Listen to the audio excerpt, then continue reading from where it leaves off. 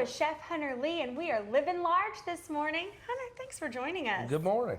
Now, what are we making today? We are making an island salsa. I'm getting ready to go on another cruise. A friend of mine and I are taking my godson and his small child and his fiance, and I'm doing a recipe from one of the places that I found in Belize years ago. It took a little while of back and forth emails, but I got the recipe.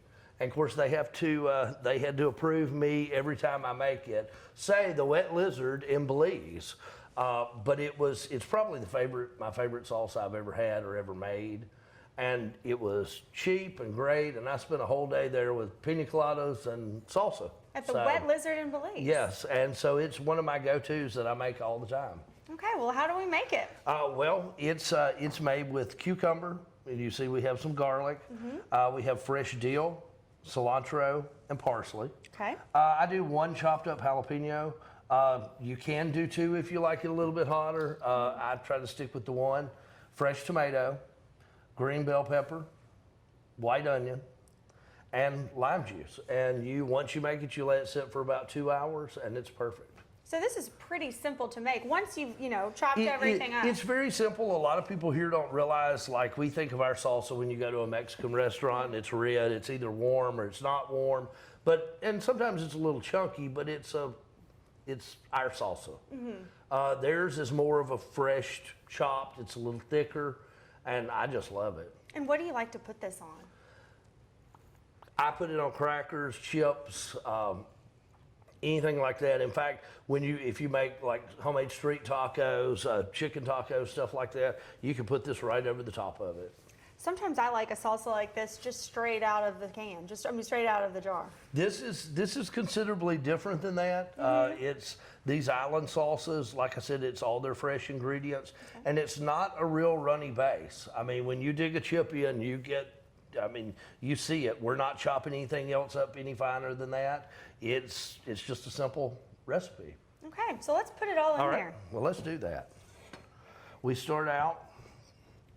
I'll get our cucumber. I was going to try to dump this whole thing, but I figure we're going to end up with it on the counter, but we're going to give it a try anyway.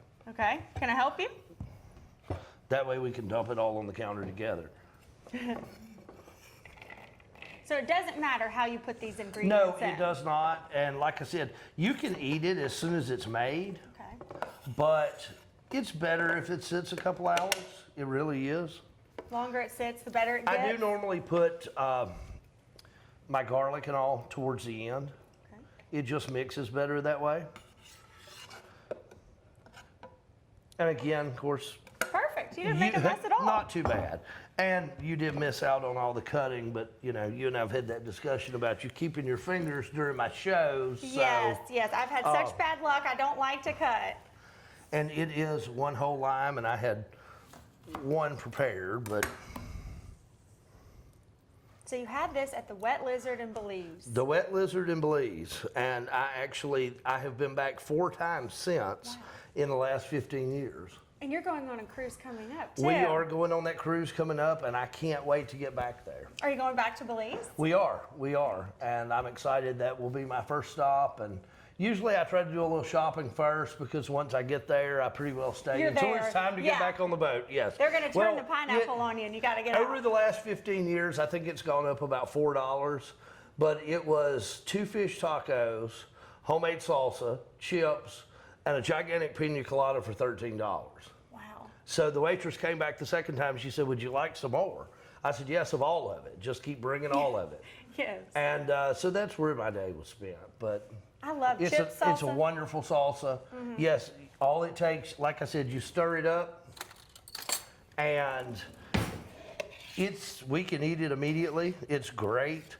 But a couple hours in the refrigerator, all of it kind of blends together, and it is excellent. I feel like you could also add pineapple or mango to this. And you see I have the pineapple. A lot of times when I make this, if I'm doing like homemade tacos, things like that, I'll do mango in it.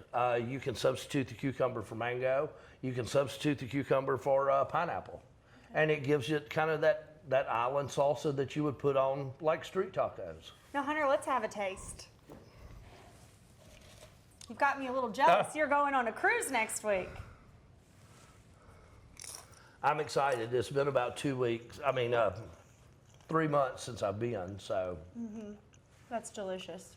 And so Perfect. different too. It is different. It's not what people here think of salsa, so. Well, Hunter, thanks for being with us. What are we Thank you. making next week? Well, actually, next week we are doing a kind of a surprise, little healthier dish that people have requested, and I'm going to incorporate some of the salsa in it. Well, I can't wait to see you back. I'll see you next week.